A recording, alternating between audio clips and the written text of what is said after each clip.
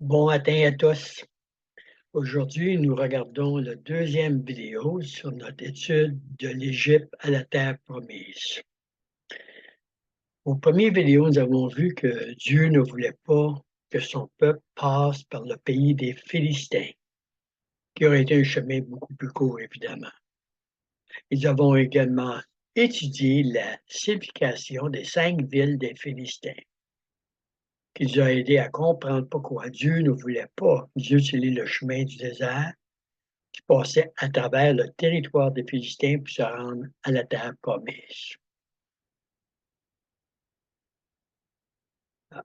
Dieu voulait les guider par un chemin que l'ennemi ne peut pas traverser, c'est-à-dire le chemin de la mer Rouge, qui représente évidemment la mort de Christ à la croix.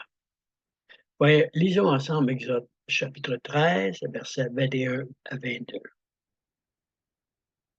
Nous dit que Dieu les guidait le jour par une colonne de nuée et la nuit par une colonne de feu, afin qu'ils puissent voyager le jour et la nuit pour atteindre la terre promise. Évidemment, ces colonnes représentent le Saint-Esprit qui nous guide continuellement. La nuit et le feu. Nous allons voir dans les prochaines vidéos comment Dieu nous guide aussi, nous, vers la terre promise. Aujourd'hui, nous allons étudier les versets de 1 à 16 du chapitre 14 de l'Exode. Nous verrons que Dieu avait un plan spécifique pour les préparer pour la conquête de la terre promise. Et ceci est le même plan pour nous. Le même plan pour nous. Nous allons comprendre ça dans quelques instants un peu plus clairement.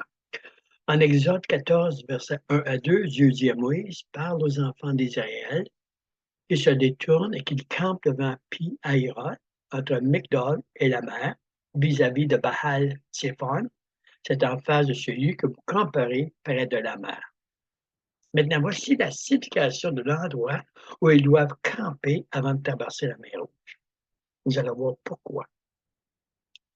Pi-Hahiroth veut dire simplement l'embouchure de la vallée. Okay? Et entre Migdol veut dire place d'élévation. Okay, et la mer, vis-à-vis quoi? Okay, entre Migdol, qui veut dire place d'élévation, et la mer, vis-à-vis Baal-Zephon. Baal, maître destructeur, qui veut dire maître destructeur. Maintenant, ici, je vais donner un peu plus d'informations, parce que je veux amener ceci dans le contexte pour nous aujourd'hui, dans les temps que nous vivons. Baal-Zephon veut dire maître Baal, maître destructeur. Alors, le maître destructeur, évidemment, c'est Pharaon, Satan. Et Baal, on sait, veut dire le dieu de la fertilité. Très important. Tu vois bien là maintenant. Était le dieu de la fertilité. Les gens, les païens, louaient le dieu de la fertilité, comme aujourd'hui, les gens louent, si vous voulez, la terre. OK? Le dieu de la fertilité, etc. Puis tout ce qui se passe dans le monde aujourd'hui. Mais Baal fallait introduit Ishtar. Ishtar était un autre esprit satanique, une prostituée, qui agissait comme une prostituée, qui introduit la confusion entre hommes et femmes. Non pas seulement que c'était une prostituée, le sexe, etc., mais elle introduit la confusion entre hommes et femmes. Et en fait, on dit qu'elle se changeait d'homme à femme. Vous me suivez? Ensuite, il y a Moloch, à qui on sacrifiait les enfants produits des orgies qui se produisaient au pied de l'autel de Baal. OK? Note très importante. Au moment, lorsqu'on regarde les États-Unis, le Canada et à travers même le monde, on voit que les mêmes choses sont en train de se produire. Ces esprits sataniques sont réintroduits à travers les États-Unis, le monde, même le Canada, où on enlève l'esprit de Dieu, l'ennemi s'infiltre pour prendre contrôle. C'est pour la raison qu'on voit ce qui se passe aujourd'hui, c'est que le christianisme est rejeté on promouvoit l'avortement, l'homosexualité, les mariages, etc. Ce sont des esprits sataniques. Donc, on continue. Une autre note ici, c'est que nous, en tant que croyants, nous sommes appelés à prendre la terre promise pour y établir la nouvelle Jérusalem où le temple de Dieu habite, pour régner avec Dieu dans toute sa création pour l'éternité. J'espère que vous comprenez ça. OK, nous sommes appelés à faire cela. Genèse chapitre 1, versets 26 à 28. Puis Dieu dit, faisons l'homme à notre image, selon notre semblance, et qu'il domine sur les poissons de la mer, sur les oiseaux du ciel, sur le bétail, sur toute la terre et sur tous les reptiles qui rampent sur la terre. Dieu créa l'homme à son image et il le créa à l'image de Dieu. Il créa l'homme et la femme. Dieu les bénit et Dieu leur dit, soyez féconds, multipliez, remplissez la terre et la sujettissez et dominez sur les poissons de la mer, sur les oiseaux du ciel et sur tout animal qui se meut sur la terre. Donc, nous sommes appelés à dominer, mais pas dans la chair. Nous sommes appelés à dominer en Christ dans la terre promise. Il faut comprendre que cela est notre destinée. Nous vivons dans des temps incroyables. Nous allons voir maintenant comment Dieu veut nous amener à prendre la terre promise, détruire les Philistins et tout ce qui existe dans la terre promise, parce que la terre promise, n'oubliez jamais, elle nous appartient. On vient de lire les versets. Dieu veut nous donner le contrôle de la terre. OK? Régner sur la terre. Produire les fruits du royaume sur la terre. Multiplier l'Esprit de Dieu sur la terre. Donc, comment est-ce que Dieu veut faire cela avec nous? Parce qu'il faut qu'ils amènent de l'Égypte à la terre promise. Et donc, on continue à lire. Dieu leur dit de camper dans une embouchure de la vallée, dans un lieu élevé, afin qu'ils puissent voir venir le maître destructeur. Comment est-ce qu'on combat les esprits sataniques maintenant dans le monde? Ouais. Donc, qu'est-ce que Dieu leur dit? Il leur dit d'aller camper dans une embouchure de la vallée, dans un lieu élevé, afin qu'ils puissent voir le maître destructeur. Pourquoi? Pharaon dira des enfants d'Israël, ils sont égarés, confus. Ils ne savent pas quel chemin prendre. L'ennemi, il faut s'imaginer que le peuple de Dieu est confus. On ne sait pas quel chemin prendre. Et malheureusement, c'est vrai pour plusieurs chrétiens. Ils savent, et j'espère que dans les semaines à venir, les vidéos, comme on grandira dans le Seigneur avec les vidéos, on va comprendre le chemin que Dieu va nous amener. Parce que ce n'est pas nous qui allons choisir le chemin, c'est Dieu qui va nous montrer le chemin. OK. On regarde encore une fois, je répète, à travers le monde, plusieurs croyants sont confus et croyants. Personne ne se confus en ce qui est bien, ce qui est mal. Et le mal. En fait, on inverse les deux. Ce qui était bien, comme aux États-Unis, maintenant est devenu mal, puis ce qui est mal est devenu bon. Plusieurs mettent leur foi en l'homme aussi plutôt qu'en Dieu. Plusieurs croyants mettent, il faut faire ci, il faut faire ça. On va apprendre à mettre notre foi en Dieu et Dieu seulement, à l'Esprit de Christ en nous. Et parce que plusieurs croient que c'est l'homme, notre chair, qu'on peut amener le royaume sur la terre en se battant, etc., plus se font prendre prisonniers par les Philistins de ce monde. Allez revoir la vidéo numéro 1, la vidéo numéro 1, OK? Pour voir ce que représentent les Philistins, les 5 villes des Philistins. Voici ce que Dieu dit à Moïse et qui nous dit à nous aujourd'hui au verset 4. Tu vois bien maintenant. J'endurcirai le cœur de Pharaon. Aïe, aïe. Et il les poursuivra. Dieu est au contrôle. Dieu est au contrôle. Dieu voulait qu'il poursuive son peuple. Pourquoi? Mais Pharaon et toute son armée serviront à faire éclater, briller ma gloire. Et les Égyptiens sauront que je suis l'Éternel, et les enfants d'Israël firent ainsi. Comprenez-vous? Dieu va endurcir le cœur de Pharaon parce qu'il veut démontrer, briller sa gloire, manifester sa gloire, et que les enfants d'Israël voient sa gloire. On voit que Dieu a un plan pour démontrer sa puissance contre Pharaon et ses armées. Et comme je dis tantôt, cela est vrai aussi aujourd'hui pour nous, son peuple choisi, appelé à dominer sur la terre et révéler sa gloire dans toute sa création. On lit maintenant au verset 5. On annonça au roi d'Égypte que le peuple avait pris la fuite.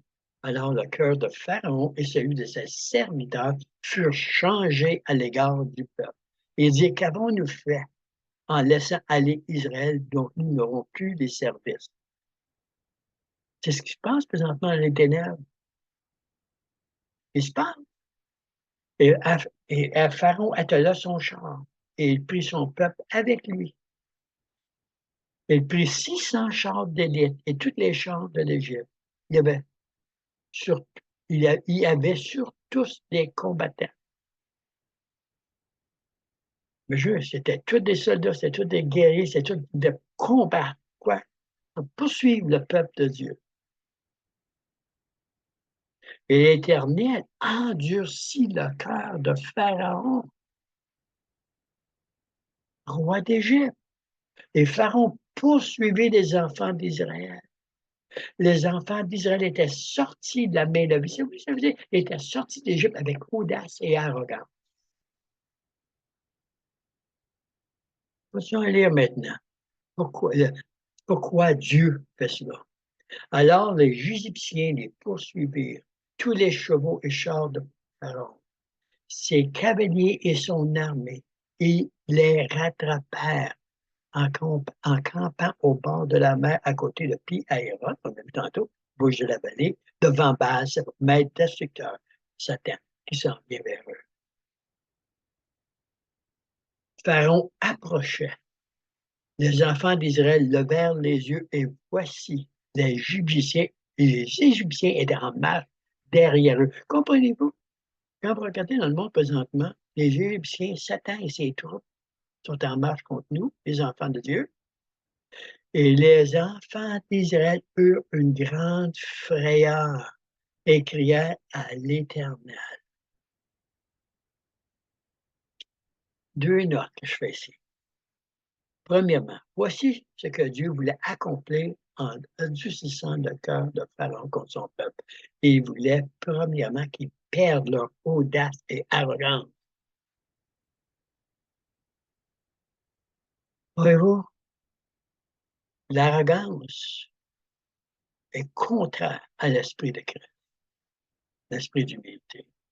Regardez bien au verset 11. Il dit à Moïse, n'y avait-il pas des sépulcres en Égypte sans qu'il fût besoin de nous mourir au désert? Plusieurs croyants pensent comme ça aujourd'hui. Que nous as-tu fait en nous faisant sortir d'Égypte? N'est-ce pas là ce que nous te disions en Égypte? Laisse-nous servir les Égyptiens, car nous aimons mieux servir les Égyptiens que de mourir au désert. J'entends, j'entends des commentaires parfois, mais je me dis, oh Seigneur, qu'est-ce qui se passe avec ton peuple? Il n'y a pas grand foi avec ton peuple. Plusieurs ont sorti avec arrogance, mais maintenant l'arrogance est en train de diminuer. Et deuxièmement, Dieu voulait qu'ils se confient en lui pour leur salut, non à leur chair. Est-ce qu'on comprend ça? Vous, vous êtes pris de terreur, croyants qui m'écoutez. Vous voulez vous échapper au lieu de prendre la terre promise, au lieu de dominer sur la terre. Plusieurs veulent s'échapper, s'envoler, parce qu'ils font confiance à leur chair au lieu de faire confiance à Dieu en eux, à Christ en eux. Mais qu'est-ce que Proverbe 3, versets 5 à 6 nous dit? Confie-toi en l'Éternel de tout ton cœur et ne t'appuie pas sur ta sagesse. Reconnais-le dans toutes tes voies et appuiera tes sens. Le reconnaître dans toutes nos voies veut dire quoi? C'est qu'on marche par l'Esprit de Christ. Et c'est ça que nous allons apprendre à traverser le désert. Comment apprendre à vivre par l'Esprit de Christ pour prendre la terre promise et défaire l'ennemi. Note ici, l'humilité, moi bien, l'humilité est le tremplin de notre vie chrétienne, pas l'arrogance. Souvenez-vous des paroles de Jésus en Matthieu 5:3. Heureux les pauvres en esprit, car le royaume des cieux est à eux. Heureux sommes-nous quand nous comprenons que nous sommes spirituellement incapables de détruire l'ennemi par nos pas. Parce que la guerre est spirituelle, non physique. C'est seulement Christ en nous qui a déjà esprit. Voyez-vous, la victoire est déjà à nous en Christ. Et nous pouvons posséder le royaume des cieux, la terre promise, tout ce que Dieu nous promet en Christ. Tout est accompli. Voyez-vous, le pauvre en esprit, le juif signifiait qu'il n'avait absolument rien, que le seul espoir était de crier vers Dieu. Et c'est ce que Dieu voulait d'eux et de nous, une dépendance totale en lui, pas dans nos activités religieuses, pas dans nos forces physiques, mais une humilité qui déclare, Seigneur, sans toi, je peux rien faire. Mon salut est dans tes mains. Ma vie est dans tes mains. C'est pour ça que Jésus nous donne une parabole en Luc 18, versets 10 à 14. Deux hommes montèrent au temple pour prier. L'un était pharisien et l'autre publicain. Le pharisien debout priait ainsi en lui-même. Ô Dieu, je te rends grâce parce que je ne suis pas comme le reste des hommes. Allô? Quelle arrogance! Qui sont ravisseurs, injustes, adultères ou même comme ce publicain. Je jeûne 2 fois la semaine. Regardez bien la religiosité, là, hein, le religieux, là. Je jeûne 2 fois la semaine. Je donne la dîme à tous mes revenus. Depuis. C'est vrai. Et on croit que parce qu'on fait ces choses, d'une certaine façon, ça nous sauve. Ah, regarde bien, le publicain se tenant à distance n'osa même pas lever des yeux au ciel. Combien regarde la suite, Seigneur, je vais avoir ci, puis Seigneur, je vais avoir ça, puis donne-moi ci, puis donne-moi ça. Regarde ce que je fais pour toi. Regarde, le publicain, vos yeux soient apaisés envers moi qui suis un pécheur, qui manque la marque de ta gloire, qui ne reflète pas, c'est ça que ça veut dire, pécheur. Je vous le dis, celui-ci descendit dans sa maison justifié plutôt que l'autre. Car quiconque s'élève sera abaissé, et celui qui s'abaisse sera élevé. Frères et sœurs, écoutez-moi bien, nous n'avons rien offert à Dieu par notre chair. Et si nous ne devenons pas humbles devant Dieu pour recevoir ce qu'il nous donne gratuitement, nous allons faire prisonnier de Satan. Voilà pourquoi Dieu. Ça ne veut pas dire que vous n'êtes pas sauvés, mais simplement vous devenez prisonnier de Satan. Les ténèbres. Voilà pourquoi Dieu a endurci le cœur de Pharaon pour humilier son peuple, le rendre humble et démontrer sa puissance, la puissance contre les forces des ténèbres et élever la foi de son peuple. Regarde, tout ce qui se passe dans le monde, Seigneur, pourquoi? Parce que Dieu est en train d'humilier son peuple, nous rendre humbles, pour qu'on regarde vers lui pour notre salut. Oui, Jésus a vaincu l'ennemi à la croix. Dieu veut que l'on s'en remette à lui en toutes circonstances. On va voir cela plus clairement en traversant le désert. Mais écoutez maintenant les paroles de Moïse au verset 13 et 14. Moïse répondit au peuple, ne craignez rien, restez en place et regardez la délivrance que l'Éternel va vous accorder en ce jour. Car la juridiction que vous voyez aujourd'hui, vous ne les verrez plus jamais. L'Éternel combattra pour vous et vous gardez le silence. Gardez votre paix. La victoire et la bataille appartiennent à Dieu. Et comme nous vivons dans l'esprit de Christ, comme Dieu nous a donné la terre entière, lorsqu'on se repose en Christ, son travail fini, accompli, et on lui laisse tout dans les mains, et tout ce que l'on continue à faire, c'est de marcher par son esprit d'humilité et d'amour. Dieu va s'occuper de toi. Regardez ce que Dieu dit au verset 15 à 16. L'Éternel dit à Moïse, pourquoi c'est écrit? Pourquoi c'est écrit? Pourquoi c'est passé là? Parle aux enfants d'Israël et qu'ils marchent. Toi, marche vers la terre promise, vers la mer Rouge. Toi, lève ta verge, lève ton bâton du berger. Jésus, notre berger, étends ta main sur la mer et fends-la, et les enfants d'Israël entreront au milieu de la mer à sec. La mer Rouge. La mer Rouge. Les gens, l'ennemi ne peut pas aller dans la mer Rouge. C'est ce que Jésus a fait pour nous. Il a étendu son bras à la croix pour que nous puissions aussi traverser la mer Rouge, c'est-à-dire quitter l'Égypte et grandir dans la foi dans le désert et prendre possession de la terre promise. Pour y bâtir la nouvelle Jérusalem comme une habitation pour l'agneau et notre Père céleste que nous avons vu en Apocalypse 21, verset 2 et 22. Non, j'ai un petit devoir pour vous avant de continuer la prochaine vidéo, la troisième vidéo. Je vous encourage de lire Genèse chapitre 1, verset 26 au chapitre 2, verset 4. Et demandez-vous à l'image de qui l'homme a été créé.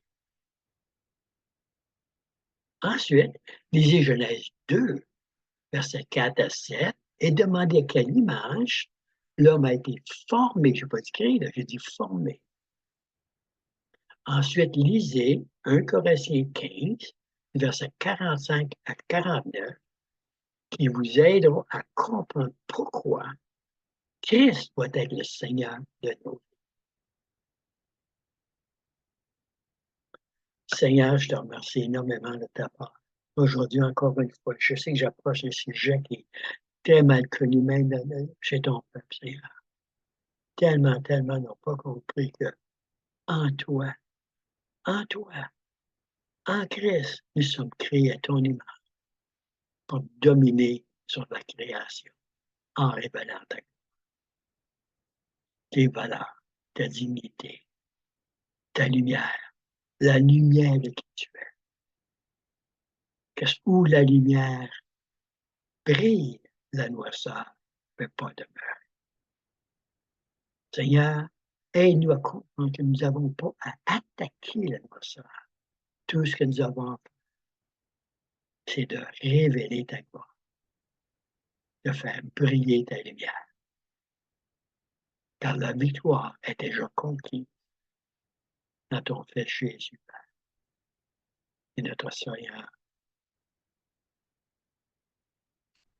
Que ta puissance règne dans nos vies. Ouvre nos cœurs et nos yeux à ce que tu fais dans ce monde présentement. Que l'on comprenne ce qui se passe et que notre foi repose en toi. Il est vrai, on comprend que l'ennemi va venir contre nous. Mais notre sécurité n'est pas dans notre chair ou dans notre légalisme. Notre sécurité n'est pas en Égypte ou à Babylone. Notre sécurité est en toi. Dans ta promesse. Sois glorifié, Jésus. Amen et amen. Je vous souhaite une bonne journée et je sais que ce que j'ai mentionné aujourd'hui peut trouver surpris ou peut-être la première fois que vous entendez ce genre d'enseignement. Réécoutez la vidéo. Arrêtez-la ici et là. Vérifiez ce que j'ai est bien selon les Écritures. Et passez une bonne journée. Et traversons le désert ensemble pour établir le royaume de Dieu sur la terre.